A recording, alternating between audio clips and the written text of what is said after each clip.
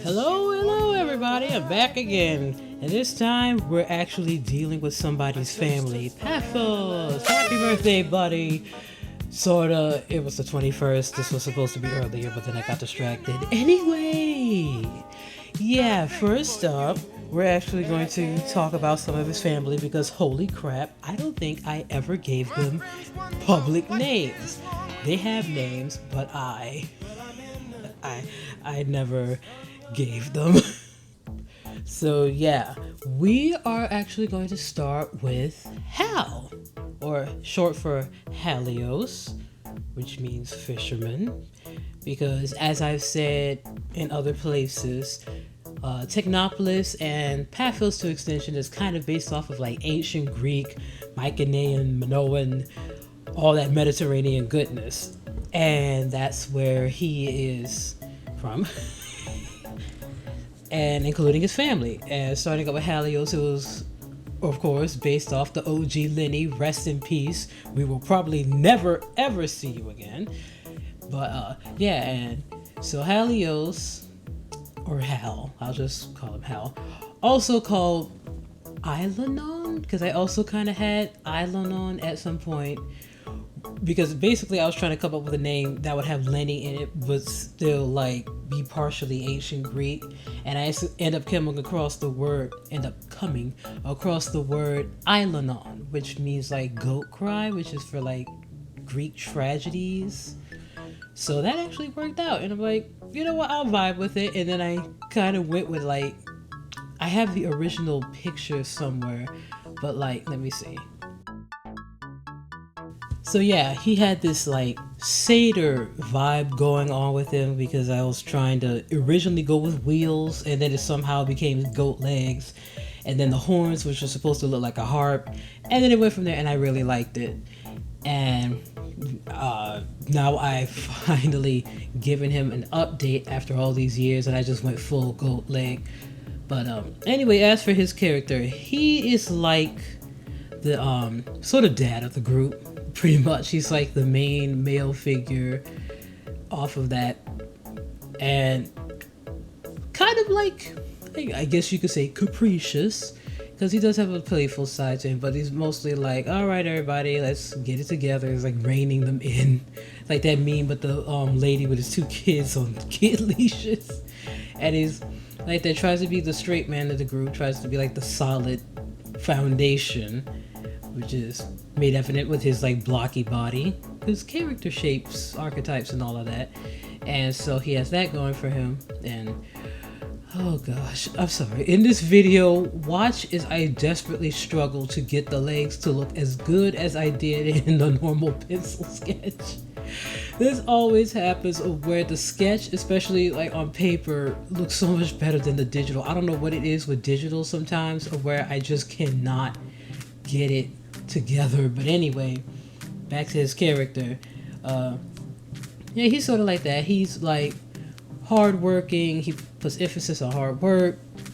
He's like, let's get this job done, let's get it finished. He's like, hang on. Yeah, he's usually calm, wise, and for like the others to rely on. And he's like the kind of person to urge people into like, all right, let's get it on to order. He's like, let's pass on to like orderly stuff, and he likes to pass on his knowledge. He's like, hey, I'm gonna show you the words, I'm gonna help you learn a thing or two. He's like that kind of person. But yeah, he does have his limits. Like, he can be rather cross at times, like, you know, the typical, like, he's, think of the ultimate dad. It's like, I'm not angry at you, I'm just disappointed. Like, he's that sort of thing. And he's also like constantly adding higher and higher standards, like, okay, let's push it further, let's push it further. It's like, he can be a bit like not satisfied at times, unfortunately. I guess that you could call that one of his flaws. He's like, all right, we did it good last time, but let's see if we can keep doing it better. And it's like, normally some people would just be like, okay, this is probably the best we can do. But he's like, no, let's challenge. And also he tends to be just a bit of a control freak, like, oh, okay, yeah, I know you doing this, you know that, blah, blah, blah, blah, blah. But you know what, let me try it. I'm stepping in there, Sonny. and also, but his desire to like complete things. Not only does he like always constantly pushing for greater and greater, I guess you could call him a perfectionist, is that he tends to get like oddly hung up on certain things. Like he can have like 99 tasks, but he'll be caught on like one until it's like, it's gotta be perfect, it's gotta be good, it's gotta be great. It's like we gotta keep making sure it's the best possible, but the best just keeps going further and further away.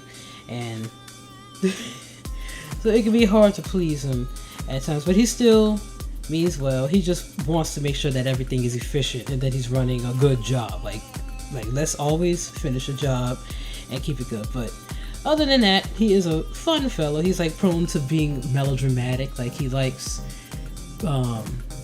dealing with theater, and especially like tragedies. Like I guess like that's a old trait that I had carried over from one of the many incarnations of these characters. Like holy crud, oh my gosh, I was dealing with these characters for so long. It's like freaking pathos, man.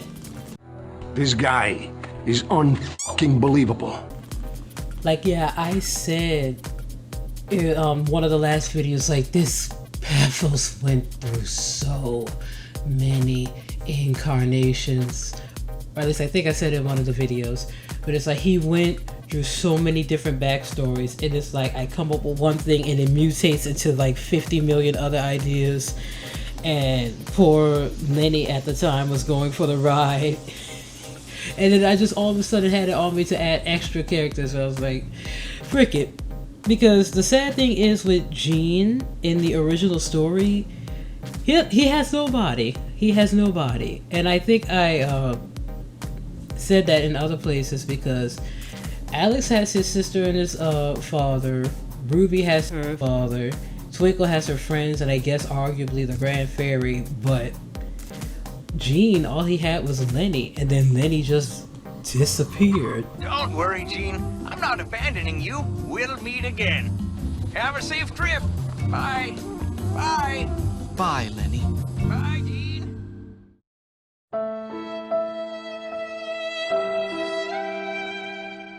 And it's like, okay, wow, that sucks. Sucks for him. It's like, but anyway, but yeah, that's why I decided to bring Lenny back from the dead, since the show never will. And I rephrased him into hell, an island on it. And like, he also does like music. He likes dancing with his sweet new goat legs that I created for him.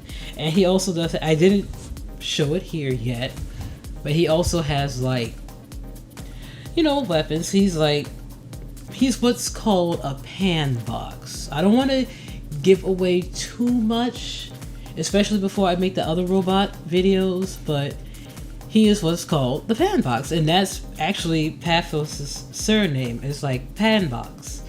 Pathos pan box. Well, Pathos is actually a nickname. I'll get into that, but anyway, pan box. And the whole shtick is that they can do quote unquote everything in a box. Like, I know it wasn't intentional, because I know the first thing that'll come to mind is Pandora's box, but pan box is literally from all. Like, pan literally means all, and then the box. So like, well, actually no, wait, not pan box, pan pixis, because technically the Pandora's box was not an actual box as we know it. It was what was called a pixis, which is like a jar sort of. So yes, I'm a nerd like that.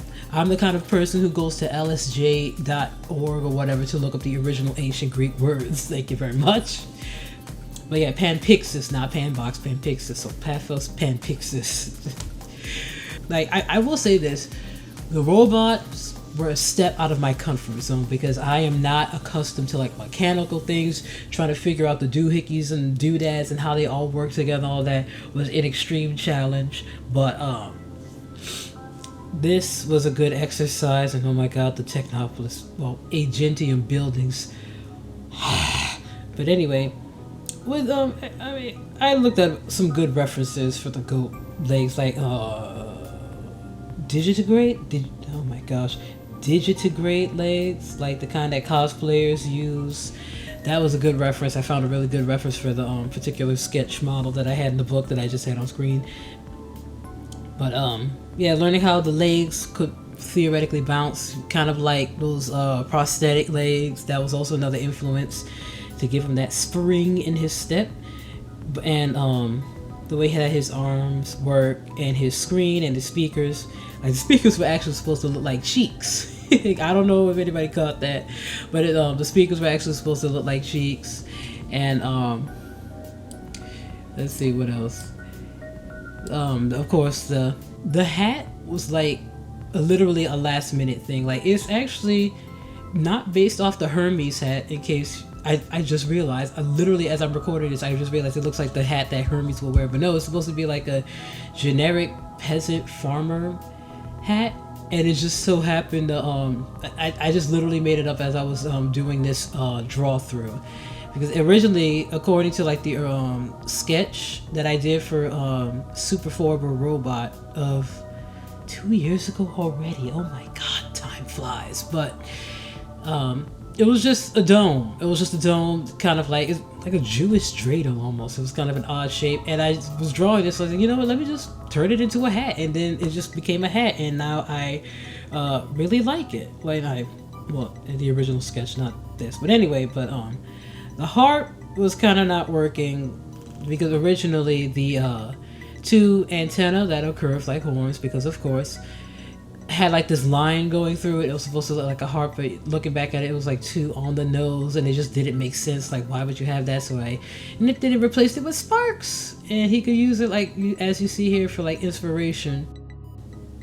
And I gotta upload the actual sketch sheet so y'all could see like the pictures. But he also it's gonna be so much fun drawing the legs some more. Like, I like how the sketch came out on the original paper. There's gonna be a pain in the neck trying to get it to be realized on digital.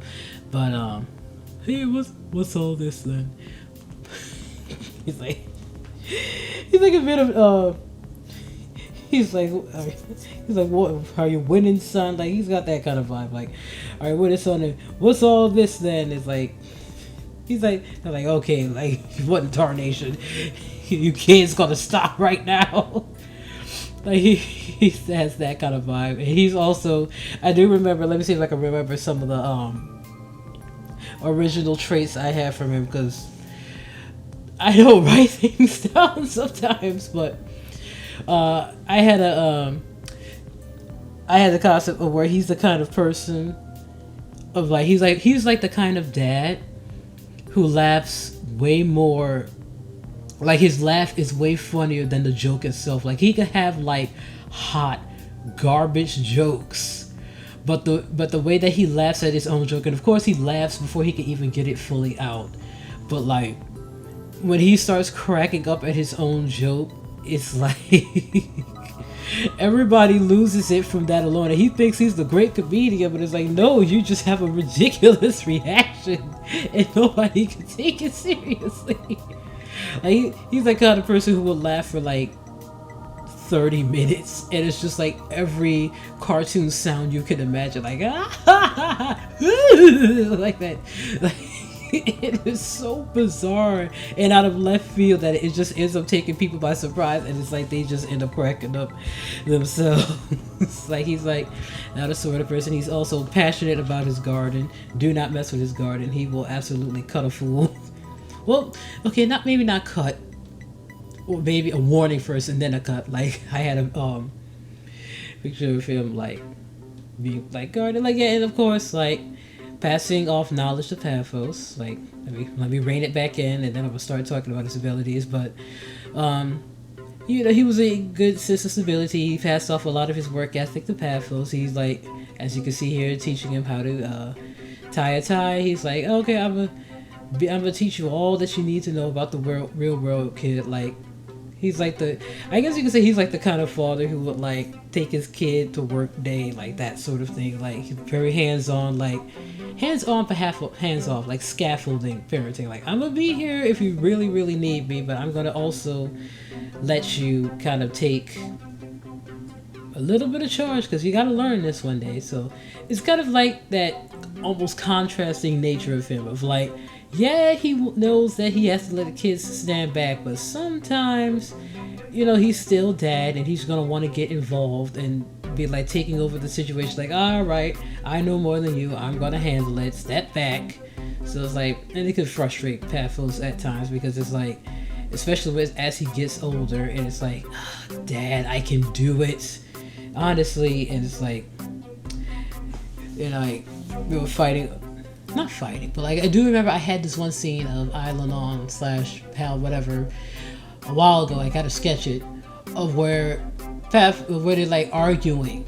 This was back before I had like the other family members, which were last minute ideas for that Super Forward challenge. But it had this like back and forth when they were putting the chameleon together, and it was like, and Baffles was like, you know, being raised in Technopolis, like, oh crap, I forgot to mention that. Okay, hang on, time out. Okay, like I said, I don't want to give away too much, but with Islandon, he is a older model, because that is something that was carried over from the original show.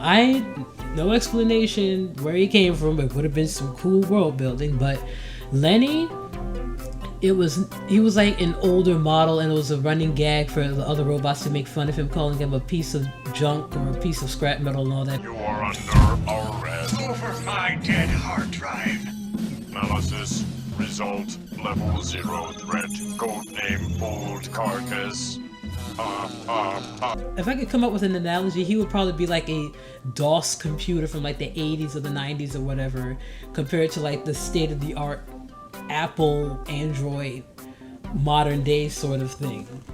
And that's what carried over to Islandon and the rest of the robots in Pathos' family. It's that they're actually pretty old robots, like very old robots, and you can kind of tell with their designs, like they're more ornate compared to like the slightly slimmer style that I had in that one Technopolis sketch from years ago. But they're the whole theme is that they're supposed to be more ornate, more, you know, personable sort of thing, because they're from a bygone era, and that ties into kind of Agentium's history. Again, I don't want to say too much at this point in time because I would rather the story do it. But anyway, being an older robot, he has an older way of doing things, which only makes things more frustrating since Pathos was not raised all those years ago. And there was a scene that I had with them in the Chameleon of where they're like arguing over that, like Pathos being raised in more modern Agentium age is like, oh, but newest batteries and fuels, let's make everything electric. And why should we bother with manual stuff? It's like, we got all of this fuel.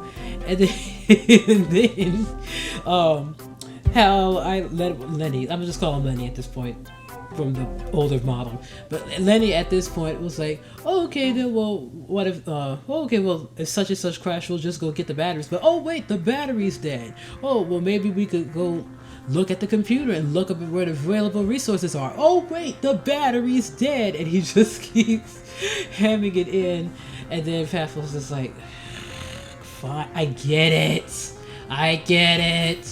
as painful as that is, but it's like, at least he knows the value of letting some things being manual and some things, it's like, time and place for batteries, but not all the time. So is that kind of scene of where like, Dad, I can handle it, like, oh my gosh, I got it, please. And I heard you the last time, like, I know nagging is usually like a mom's kind of thing, but like, to some degree, Hal definitely is a nagger. that's his style. Alright, on to the actual other things, like the more physical things, now that we got the personality hopefully across enough. As you can see, like these lines when his arms, they can actually like come out to make a shield, because he was not only just for like entertainment, he was also for like kind of defense. Like I imagine like sort of like domestic robots. Like let me see if I can remember. I'm gotta dig deep into the memory bank with me. Like originally I had the idea of like these old robots from like yesteryear, and they were like built to last. You know, like the how people are with like cars nowadays, of how like pretty much indestructible they were in the 1970s, for better or for worse. And compared to like cars nowadays that like did up, that's kind of like the sort of thing I was going on with the robots, like the older models. Like that's why they have older models that are still around to begin with, is because they were built to last, they were built to sustain, and they were like more personal. Like they were like basically living works of art back then, and Island was no exception. But not only were they art, they were like multi-purpose. It's like not quite multi-purpose like nowadays, of where like everything is like a jack of all trades with arguably the various levels of quality. But back then there was more care put into it, as you can hopefully see here. So not only would they be for like artistic stuff, they would also be for like defense. They would be for like messengers. They had all different sorts of styles. It was less commercialized and mass produced, and more like commissioned, I suppose. I mean, not all of them, but like yeah, it was like not as mass produced. And even if they did, it would still have more like personal touches to it. And Island was that like he was built to be like an entertainer, but he was also built to be like a defender. I had an original owner. I don't know if I'm going to keep it. I don't know if I'm going to keep it canonical, but there was a we did have like an original owner. Like maybe I think it was a builder. I think it was like both, like the creator. Who was at the time it was like joked that was like Paphos's grandma, since technically Lenny adopted Paphos, and then his creator would be like his grandparent. So it's some kind of bizarre family tree going on. But and that's what's going on with Hal. And I'm still not sure how I feel about the legs. I mean, I like the goat look, but like I said, I'm not good with like technology, so I don't know how sensible it is. I tried with the best of my limited knowledge. Like the legs, like the knee joint has like a spring in it, like hence the creases that I'm eventually gonna put in it. The curved part on the foot was like on the, I guess the heel, the Achilles tendon. I don't know, that curve that curved part at the bottom, that was supposed to be like the spring based off those prosthetic runner legs, because he is supposed to be speedy. So like his point is he needs to have sturdy legs, not only for like dancing but also for like battle and for leaping. But anyway, back to, so yeah, that was that. And of course the goat hooves, which is for like grip. Like that's what that sole at the bottom is for, like grip, to hold on to it.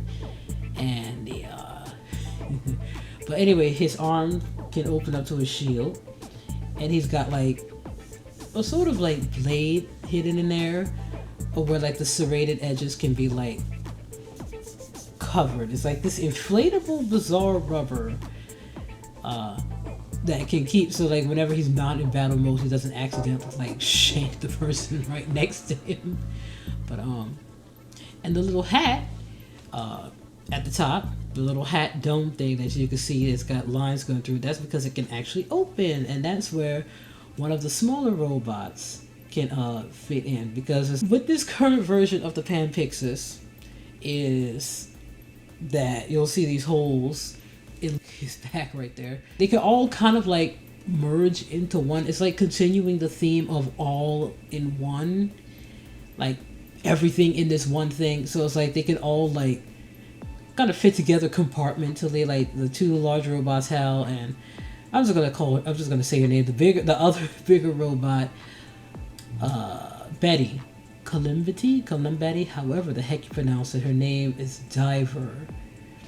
and those two can like fit back to back, and then the smaller robots like fit into the tops of both of their heads. Like that's why the tops of their heads are round. And so it's like they're all in one. So it's like a bizarre family magic trick. Like now I shall pull out of my hat my cousin, nephew, brother, whatever. But yeah, and so he's got that. And as far as his eyes, I kind of was going for like a camera lens. I'm not sure. Of course, I had to go with the beard, the little scallop shape that looks like a beard, and I guess like I can't tell if that's a monobrow or I'm going to keep it as eyelashes or whatever at the top of his head. I did take what originally was just like kind of like squiggly signs that were eyebrows, and I actually made it so where he could actually move them to emote. I thought that would be a cute touch that I just made. And he can actually, and his fingers can like actually blast stuff out of there. So he's got finger guns on top of all of it. So like again, truly fan pixels. And I could be partially biased with him because it's like he was technically Lenny, like Hal / Island or whatever. It's straight up Lenny, but like repurposed. And I've been going over his design for like years, and I'm way more attached to him than the others at this moment because I just came up with those guys at the whim. But so yeah, and I decided to add a tail because why not? I never added it before. I'm like, you know what? Frick it. And that could be some extra emotion right there. But I wanted to create a sense of sentimentality to Technopolis beyond, oh, I used to live there with Paphos. Like, actually give it some deeper meaning, and that's one of the reasons why I was pretty dedicated to Lenny. And I also added the other robots, I guess, to make it even stronger because he's so neglected in the show with that. I still can't get over that. So anyway, that's for Hal Island on Lenny. For now, I'm not sure about the colors I picked. I'm not sure if I like them. So I still might go back in and tweak it because that dark gray is pretty overbearing. But I do like the blue, which was a carryover from his older design. I forgot to add the little details on the side because they had like this pan flute, dual flute on the side. It's some like grapes theme, so I could probably go back and add that because it's looking a little bit too plain for my intended goal. I do like the light colors that I had for like the beard and the eyebrow to give him this aged look. Like he's a older figure, literally, in many ways. And I had that. I'm still not feeling the legs color. I don't know. But the yellow is definitely a change. It was a nice change from all the constant blue because I imagine like the people back then would have taken advantage of colors, and instead of having everything so uniform, they would probably have like all kind of mix and match colors. I was actually contemplating that at some point to have like a bit of color, different color here, different color there, but I thought that would be too distracting, especially when you got yellow. Yellow is such an eye-catching color. But overall, I'm still happy with it, and I need to hurry up and get to the other ones as a showcase. Also, I have been working on the Agentium buildings, like I've said in that status report, and I've also been getting a quick time-lapse together of other agent civilians. So look forward to that, and thank you for watching. Thank you for watching, everybody. I'm gonna see y'all in the next video where we're gonna go over Betty. Kalimbetti, however you pronounce it. I will post it on the screen, and any Greek watchers and audience can help us. But thank you for watching, and I'll see you later. Bye!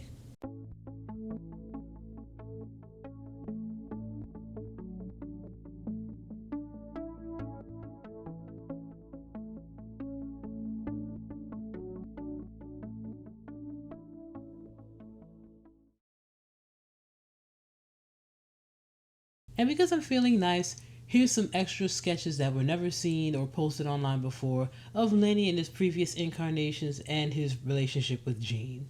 Enjoy!